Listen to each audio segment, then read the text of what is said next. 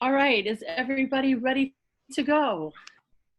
Good afternoon and welcome to the Hawaii Arts Alliance's first Virtual Arts Advocacy Day in celebration of May Day, and Labor Day. Creative artists are our second responders. The arts community have been keeping us sane while we shelter in place, and they will bring us out of quarantine to gather in public spaces and to learn to be human again. My name is Terry Skillman, and I will be your host. Our co-host Trisha Freitas will curate the chat box and help us keep track of the time. Before I get started, I'd like to go over some housekeeping rules for the session. We ask that all participants please mute your microphones so that noise doesn't disturb as the speakers are speaking. Please turn off your video for better viewing. It will make your live streaming a lot faster. And we'll be recording this meeting so you will be able to access it later. If you have any questions, please include them in the chat box. The chat box is noted at the bottom of your screen. Click on the chat box and the box will show up on the right-hand side. Our second arts advocacy session today is entitled Hawaiʻi Works Progress Program, Talk Story with Legislators. We're very fortunate to have Congressman Ed Case, who represents the 1st District of Hawaii and in Congress in DC, and Representative Amy Perruso, who represents the House District 46, which is Mililani and Wahiawa. Greetings and mahalo to both of you for taking time to speak with us today. Good afternoon, aloha to everybody. Be with you. Thank you for having us. Thank you so much for being here. I know how your time must be very busy right now with everything that's going on. So we really appreciate that you've taken an hour out to speak with us. To give a little bit of background, the theme for today's talk came from reading several articles that noted parallels with our current situation and the Great Depression. The high unemployment of 20% led FDR to sign the executive order that created the Works Progress Administration on May 6th in 1935. Hawaii's unemployment is now more than 37%, almost double of that in 1935. My first question is, would reviving a WPA be a possibility nationwide or at the state level? Congressman Case, would you like to take that? Sure. Well, first of all, I just want to express my appreciation for your setting this up and for including me in this really important subject and talk story. And it's great to join my state legislative colleague, Representative Perruso, who we share a portion of my district and her district together. So we represent people together. And obviously, in this state, it doesn't really matter. We all represent the whole state. That's the way I look at it. So it's great to have partners in state and county government. I just thought I would just kind of overview this for everybody and then work back into your question a little bit about where we are on the federal level and how that might inform a better context to the answer to your question. So of course, we are somewhere in the range of 8 weeks into this incredible crisis, public health crisis, economic crisis, social safety net crisis. And of course, we have been particularly hard hit here in Hawaii with our reliance upon tourism and with the fact that we took some pretty severe measures in terms of social distancing, which have put us at the top of the country in terms of the control of the public health side of things, but at the bottom of the country in terms of the economic side of things. And I think we can all recognize that the fabric of our economy and social safety nets have been shaken, and it's going to be a tough climb back out of this. This is when government is the most crucial. Sometimes I hear people getting down on government, and I comment to them, well, I can't imagine climbing out of this puka without very strong collective assistance through our government, both at the federal, state, county levels. And so that's what we are doing up in Congress. We have now passed 4 emergency assistance funding pieces of legislation in the past 8 weeks. The total bill for that is $2.5 trillion. These are allocated really to all parts of our communities and societies. We've tried to help out state and county governments with their needs. We've definitely tried to help out our healthcare and hospitals and healthcare providers and across the state with major funding, especially in the personal protective equipment area. We certainly tried to help our businesses, small businesses and larger businesses, but here in Hawaii, mostly small businesses, since 96% plus are small businesses here in Hawaii. As I think everybody knows at this point, when we talk about aid to our small businesses, we are considering a broader definition of small business, so to include some nonprofits, to include independent contractors, sole proprietors. And then we have also tried to provide over on the unemployment insurance and benefits side for those that have lost their jobs or been significantly downsized. And we have also set up direct economic impact payments to most Americans. And those are all in the pipeline in some way, shape, or form. Here in Hawaii, we probably have somewhere in the range of $4.5 billion that's come in various ways, shapes, and forms, and billions more to come in if we do the right things up at the federal level and try to track that money all the way down through. And that's aside from the aid, of course, that the state and county governments are trying to provide as well. So all of that is, I think, good, but completely insufficient for what we're going to need to actually tide ourselves all the way through this. And so we are very actively working right now in Congress on what we call CARES 2, because the major bill of the four bills was and is referred to the CARES Act, and that's a little over 4 weeks old now, or a month old more accurately. And that was the biggest of the bills. That was close to $2 trillion. That set up many other programs that we're trying to implement right now, and we are working now in Congress on CARES 2, which is to the point of, well, okay, fine, we've done all of this. Now, what is working, what is not working, where are the gaps, where are the needs, what has not turned out to be the case that we thought 5 or 7 or 8 weeks ago, and where do we just simply need to fund more? And so I probably will go back to Washington the week after next to vote on CARES 2, and we're trying to get that out. None of us think that that's going to be enough either. So we definitely do believe that even with a CARES 2 package, the needs are going to be so significant going down the road. That funding so far has also included emergency assistance funding to the arts and the humanities through the National Endowment for the Arts and the National Endowment for the Humanities. We've just started actually to see the humanities money is actually flowing through to Hawaii right now. We are starting to see that here and available for grants administered for the most part through the state humanities programs.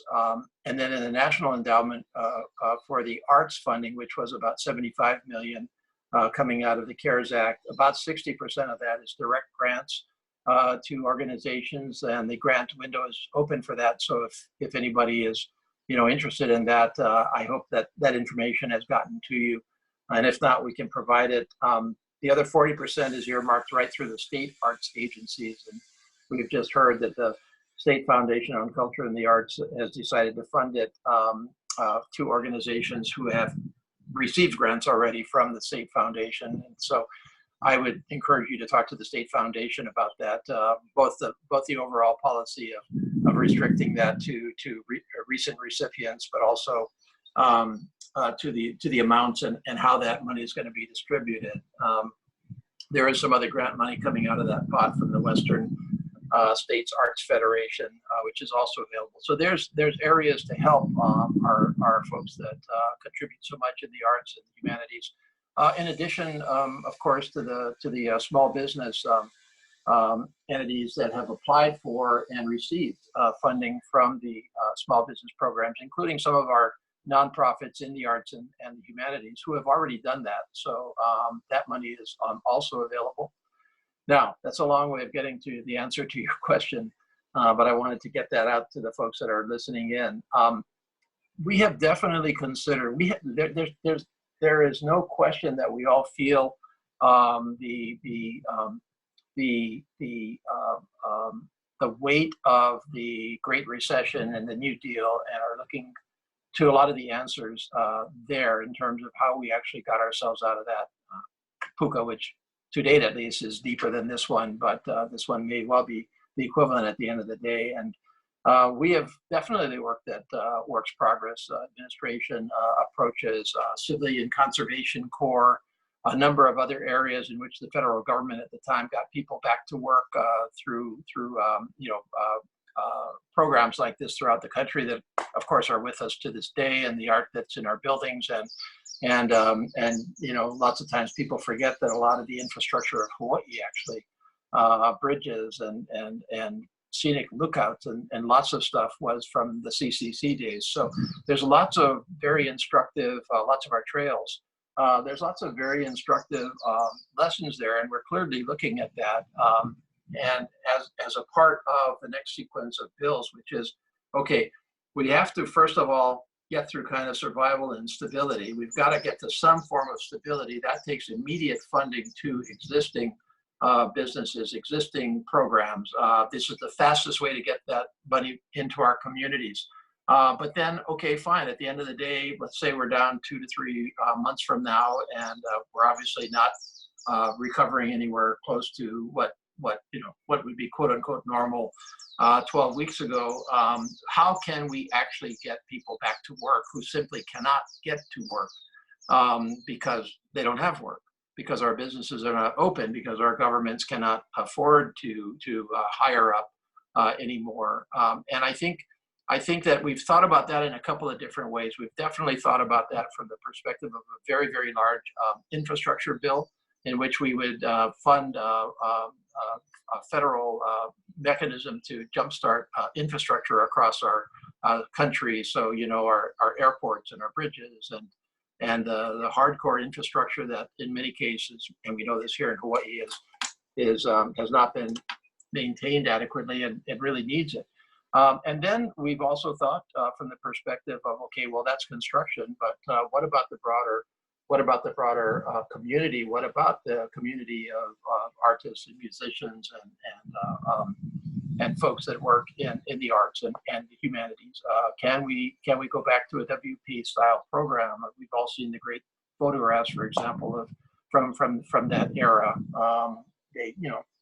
I remember them in my mind's eye right now, and can we do that? And so it's very active. It's a very active discussion in Congress right now. I don't know where it's going to end up, but it's clearly on the radar screen.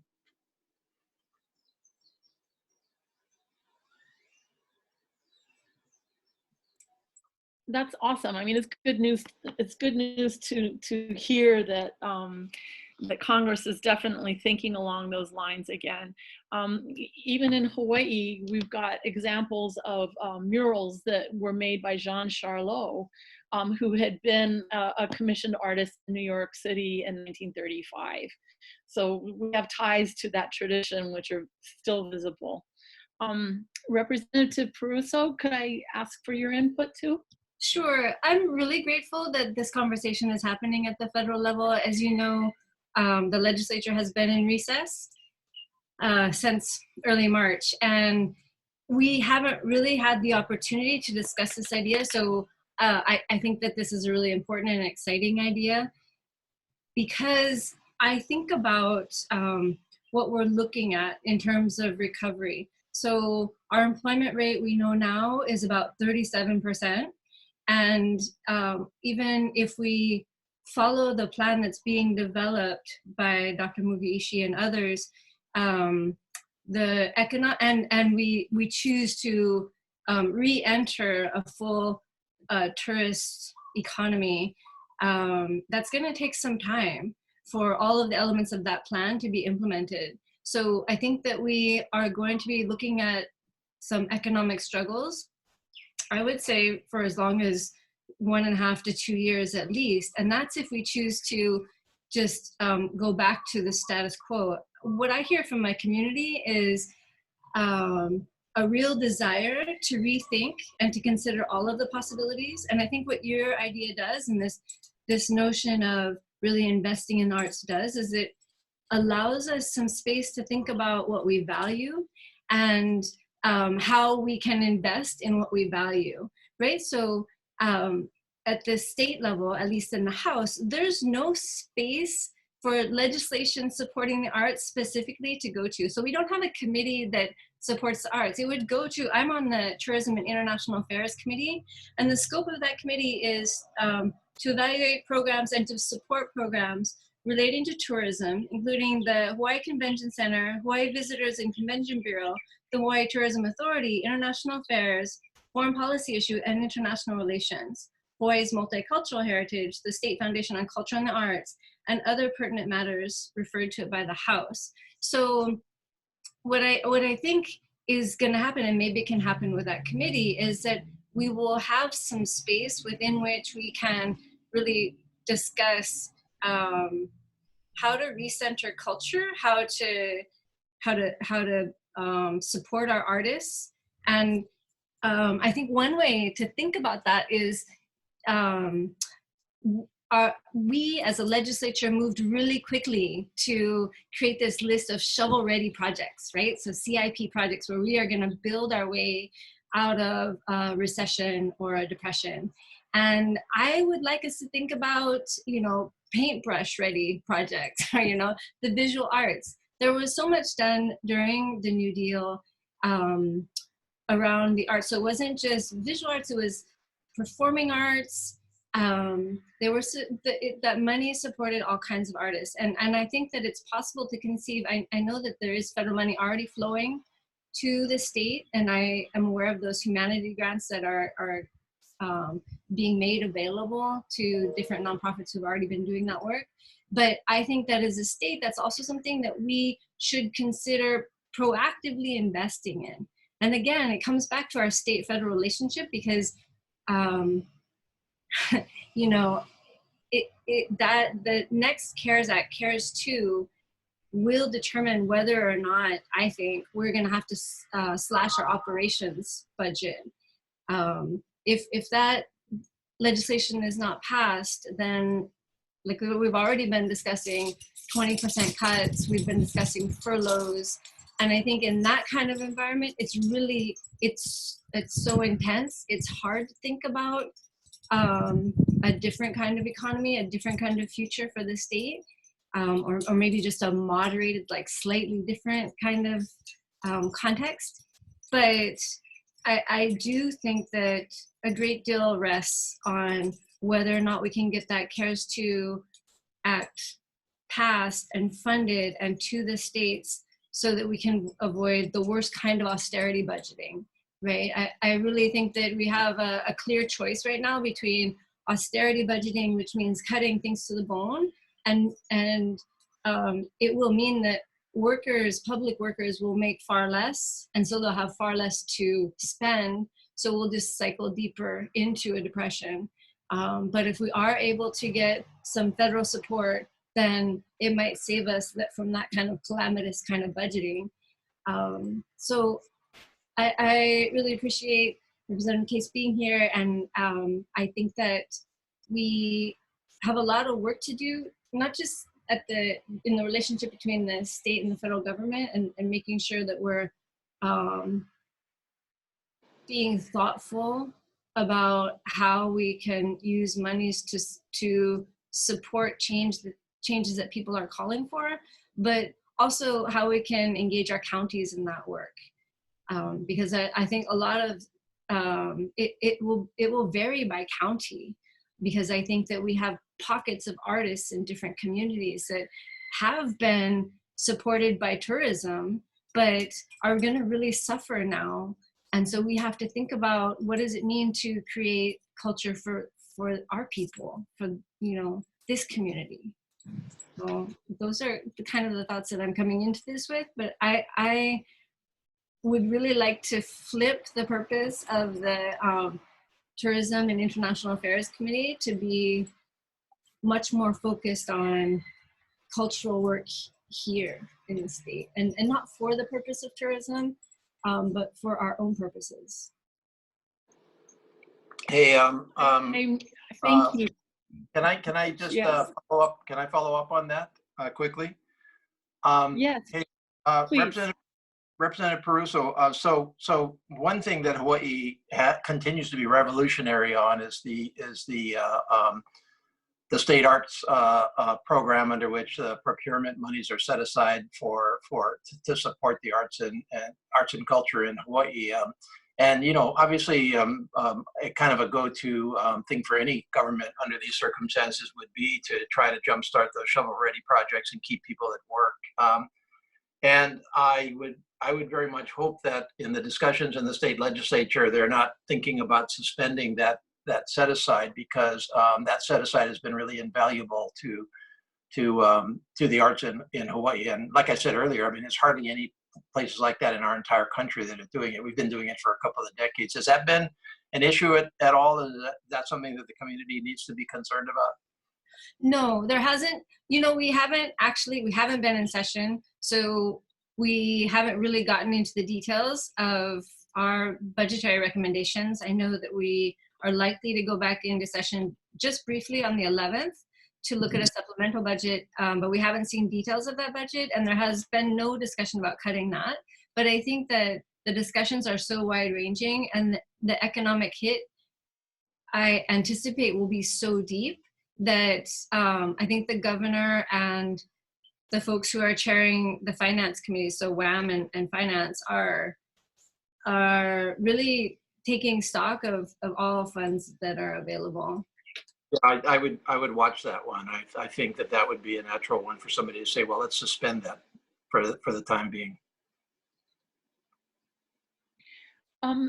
Congressman Case, are you also including in that the percent that goes for new construction that has to be put into artworks in that building?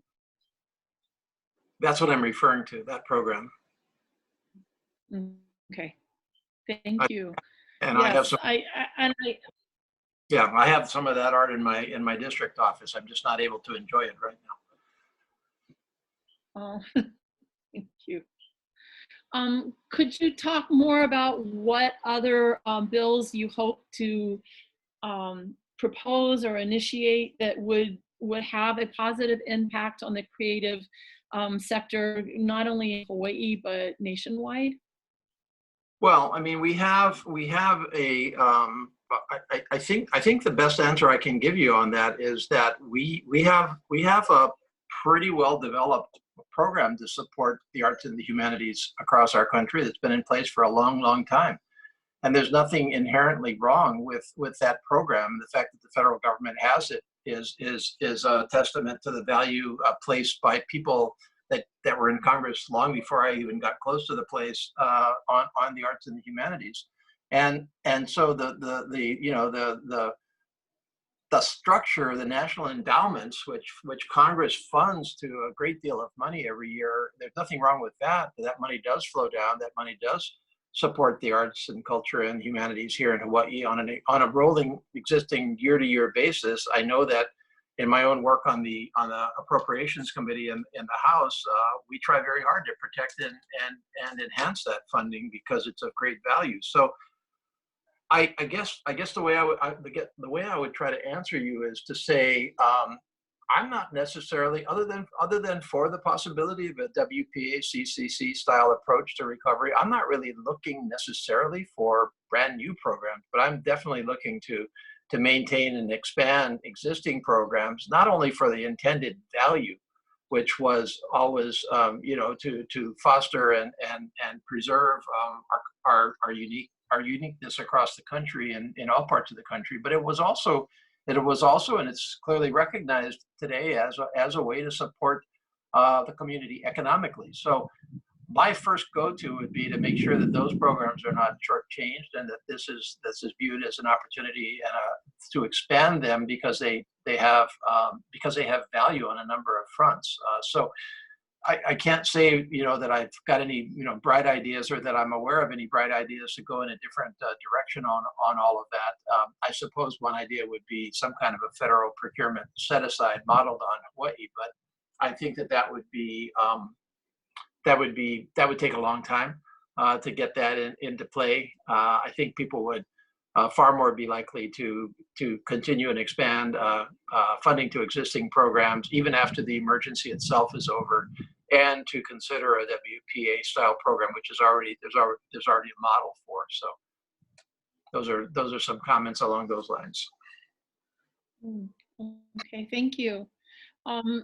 Representative Perruso, do you think there's any possibility of getting Hawaii to take up any kind of bills focused on the creative sector? I noticed there's nothing at all in this session that focuses on arts or creative economy at all. Right, and I think that sometimes it takes an event like this to galvanize people and to help people organize. I do think that there's energy.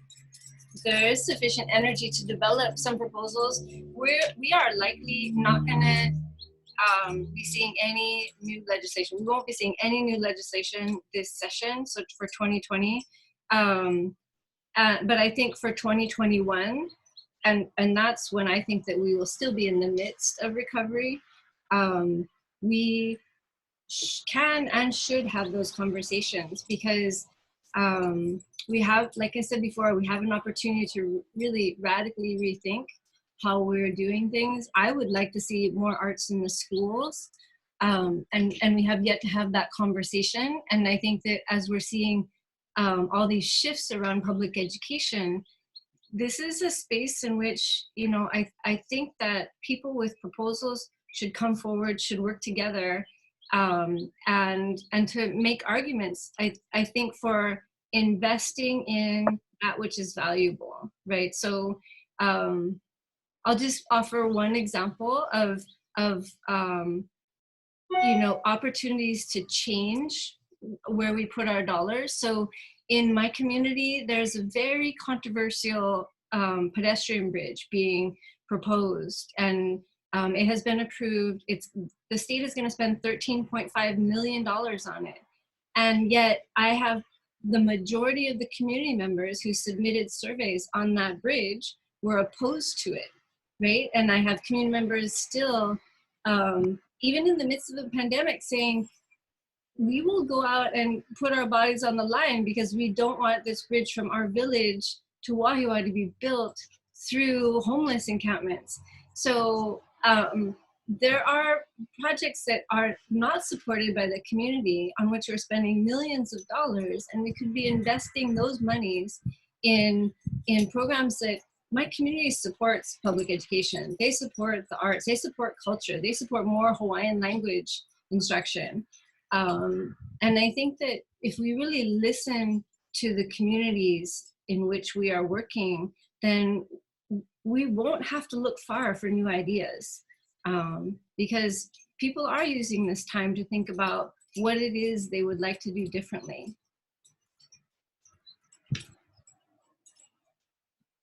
I was wondering, it seems like there's a lot more intersection that could happen.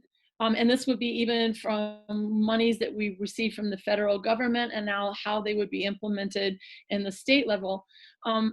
As a teacher, Amy, I know the school system is a big issue, and I would think that artists could have an impact on helping with, and architects also, obviously, but redesigning you know, schools and having more schools so that the classroom sizes are smaller. There's artwork. It's a warmer architectural environment for students. So many of our campuses have temporary buildings that have become permanently temporary. Right. So I just wondering if things like that, and with the transportation, having artists feature more with in transportation, public transportation modes, is there support in Congress for these types of initiatives that would employ artists in these projects of transportation or building of schools that we should take note of? And I guess I'm asking, how can we help and support? Where do you need us to put our voice so that it will count?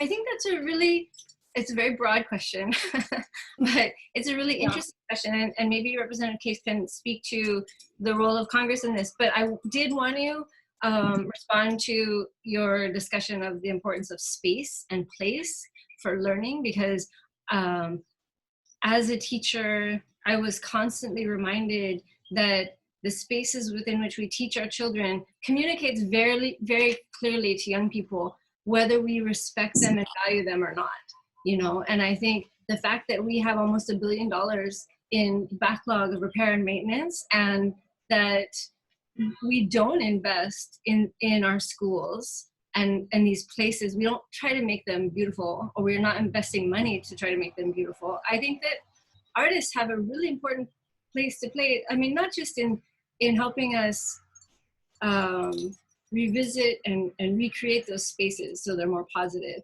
but also in the classroom. I really think that for me, standardized testing and the destructive impact of No Child Left Behind is one of the reasons I was politicized.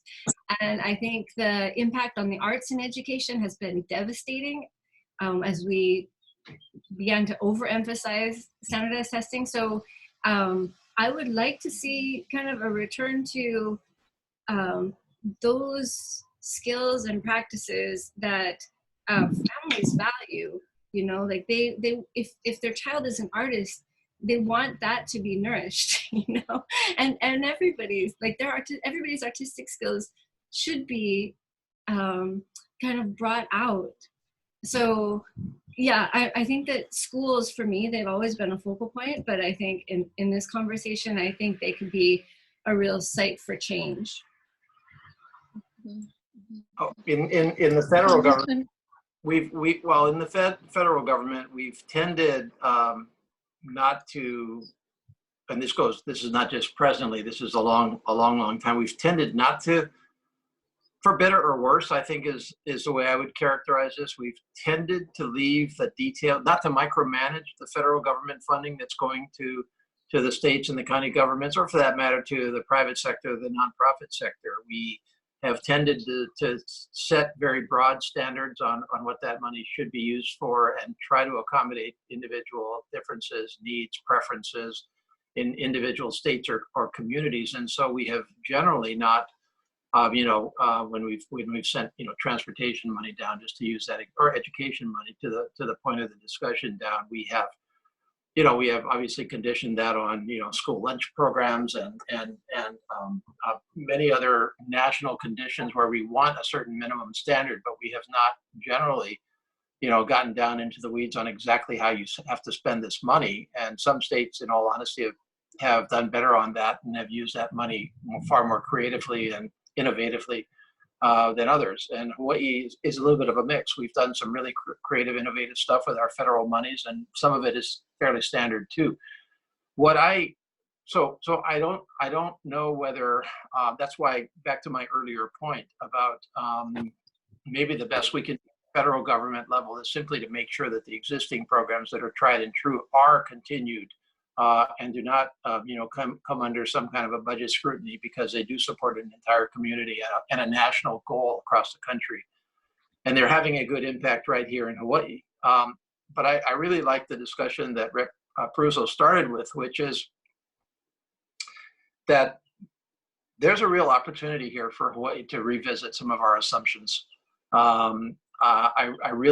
Your discussion of tourism resonates completely with me, because I think we've gotten off track on our tourism approach, especially in the last 10, 15 years. I mean, pure volume tourism, regardless of quality and impact on the community, it just hasn't worked. And as a result, the tourism industry has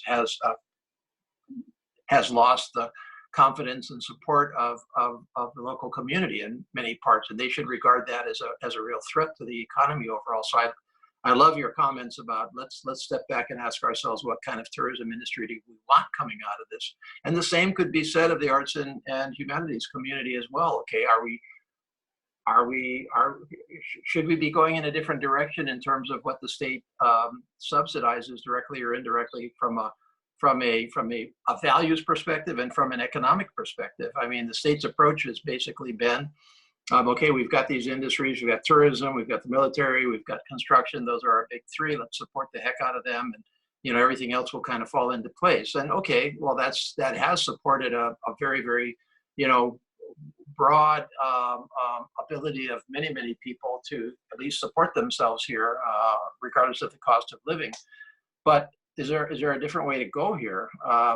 Should we be directly investing more in other segments of our community, the high-tech community? We have not invested in what can be a very, very clean and non-impactful economic driver for the state. So I would encourage the idea of let's not just lock into this is me talking from the federal level.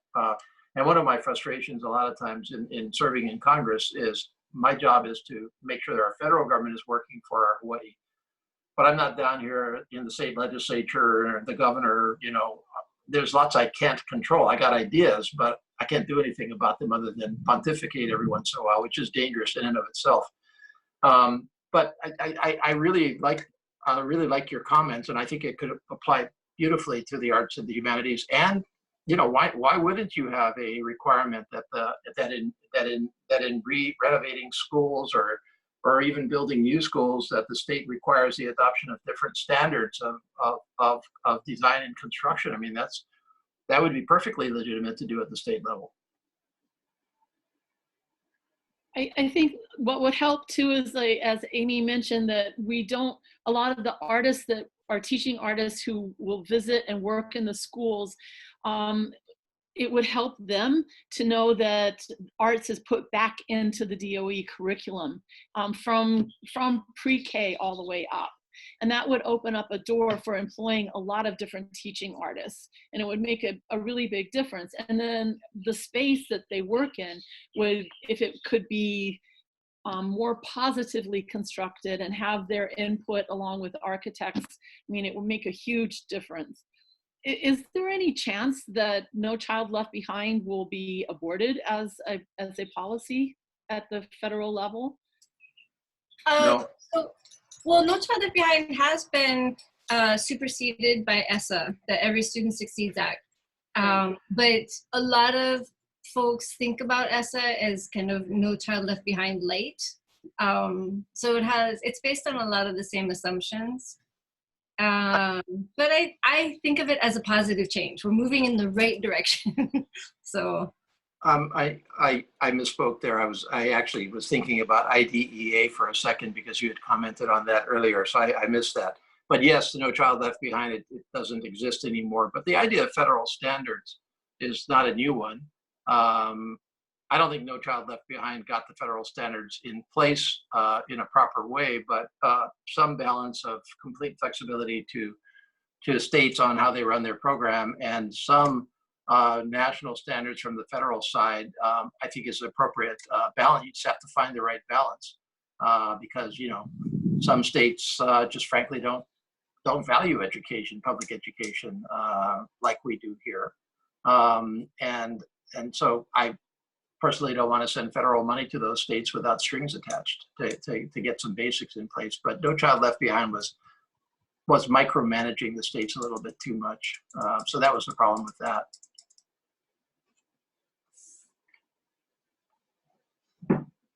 And IDEA is not going away. Are there any questions, Tricia, that we have from the participants listening in that you'd like to ask? Dave Moss is asking, how is the arts and culture sector being engaged in the economic recovery conversations in Hawaii? In 2017, our sector contributed $2.6 billion to Hawaii's economy, according to Americans for the Arts. I don't know. I'm not directly involved in the state and county discussions on economic recovery. I obviously try to keep up on what's going on with them, and I keep in very, very close contact with our leaders at the state and county level, especially as to where the expectations of federal funding and support are and are needed from the recovery. But I think a lot of that is being really driven, as it should be, at the state and local government level.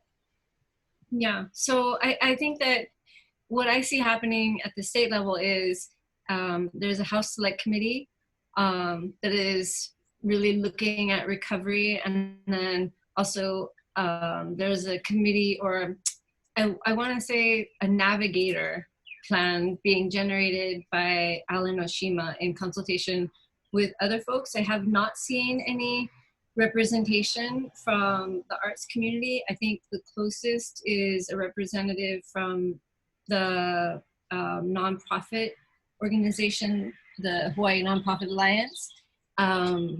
But other than that person, I have not seen that voice being brought into discussion.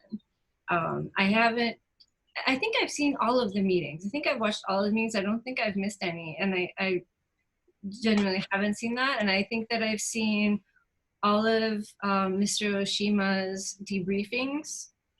And I don't think I've heard him mention the arts. So I think that that's a really important point, that, and it's impossible to capture everything and everyone, right? So I'm not faulting them on this. And I think that the House Committee is already 33 people strong. So I think that's already a little bit unwieldy, but you know, there are also no unions represented on that recovery body. So I have questions about it. But I think that that's why we have public discourse. And I don't think it would be out of line for people to start asking about how we're having these discussions. We're not in session. There are a lot of people who say we could be in session, we could be having committee meetings online, and that's something for leadership to decide. But I do know that people feel frustrated because if Maui County can do it, then why is the state legislature unable to use technology in similar ways to conduct hearings and to really hear from different members and different voices in the community? That's our job, you know. And this is, I've never lived through an event like this in my lifetime, and I think now more than ever is a time for people in positions of power to be really mindful about how they use that power, and to be as democratic as possible. So there are multiple ways to insert your voice, but most of them have to do with the media now at this point, right? If there's no voice on those committees. Is there any way that the arts or creative sector can get a seat at the table or representation, or who's here do we been? I think that that's entirely possible. I know that the Hawaii Farm Bureau approached the Speaker of the House, and then they came to present on the criticality of agriculture to our recovery, and they made a very compelling argument, and they were invited to join the committee. And I think it is sometimes, you know, we see what we all live in our own bubbles. So we see what is normally within our field of vision, and sometimes just bringing these questions and concerns to the attention of leadership will be sufficient for them to say, right, it has to be part of the conversation too. I think sometimes too, the House leadership or the Senate leadership might not know exactly what kinds of conversations the governor is having. So they may assume like, oh, the governor is taking care of all of this other stuff over here, right? And we're just gonna focus on a very narrowly defined economic recovery plan. But if we can broaden that discussion out a little bit, I think that I don't see any legitimate reason to oppose it, except that it becomes a little bit more unwieldy. But I think it'll make the conversation more fruitful. Mm-hmm. Thank you. Anything else, Trisha? Yes, Hano is saying that they will be happy to bring arts issues to the table, barring the art sector themselves being there. And Carol Ann is asking Representative Perruso that she mentioned a May 11th reconvening of the legislature to look at the budget. Will grant and aid funds be discussed at this meeting? And is it possible that GIA will be available for general operating to help nonprofits with basic functions? Okay, so the May 11th date is tentative, but possible. And we have been told quite clearly that the GIAs are likely not going to be funded this year. So, and it's still open, like nothing has been decided yet, but that people should prepare themselves for the eventuality that that funding will not exist. So, while again, nothing has been decided, nothing's set in stone, when we do go back in to do the supplemental, I think that we will, I did not hear any discussion about GIAs. I don't expect us to be looking at GIAs. And I don't know, like I'm not the authoritative word. I'm just a very lowly member of the House. Brand new member, by the way, so very low. Take this information for what it's worth, but that's my sense of it. That's what I would say. That's what I would tell my constituents if they were asking me. Thank you. Any other questions, Tricia? I do not have any more questions in the chat room. Congressman Case, may I ask just a quick follow-up question? You mentioned that the week after next, you're going to be going back to DC for the CARES 2 vote. Have they put a firm date on it, or are we to keep waiting to see when it's announced? It's a reasonable estimate right now. That's all it is. Okay. That's what my working assumption is. That's what my leadership has told me. And by the way, that's a vote in the House. Okay. So the first four votes, the first four bills that we passed out were all pretty much agreed to. House, Senate, Republicans, Democrats, Congress, President up front. So which obviously in today's Washington took a lot of doing. And so that's why there were, frankly, many gaps in them, because if there was any, tremendously controversial provision that would sink the whole package, then it just wasn't in there. And we went with a very broad brush approach of, like I've talked about earlier, just funding in 4 or 5 key buckets and trying to get the resources out into the country. The CARES 2 bill, from all indications, is going to be a little bit more of a struggle.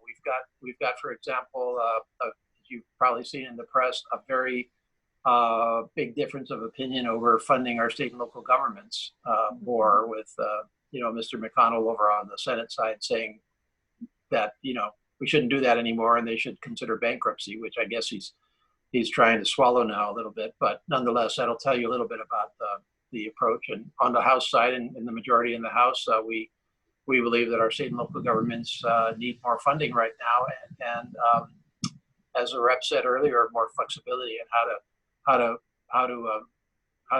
spread that funding around. So we may well go back to the House and pass something out, but that doesn't mean it's going to pass as quickly as the last time. It'll probably be a much harder negotiation to get to a final bill. Okay, well, thank you so much. We really appreciate it. I think we'll wrap up now because it's almost 2 o'clock.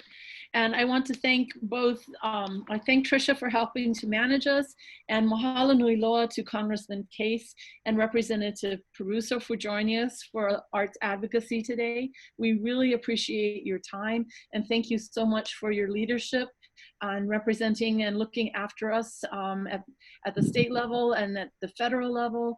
And we hope to support you. Keep us posted on how you need our support and voices, and we'd really appreciate that. Mahalo for your time today. Thank you so much. We have one more. Thank you. Thanks. We have one more arts advocacy session at 3 p.m. for family arts in quarantine, and we hope you'll join that session. Please stay sheltered, wear your mask, and be healthy. Most of all, take care of each other. Aloha. Aloha.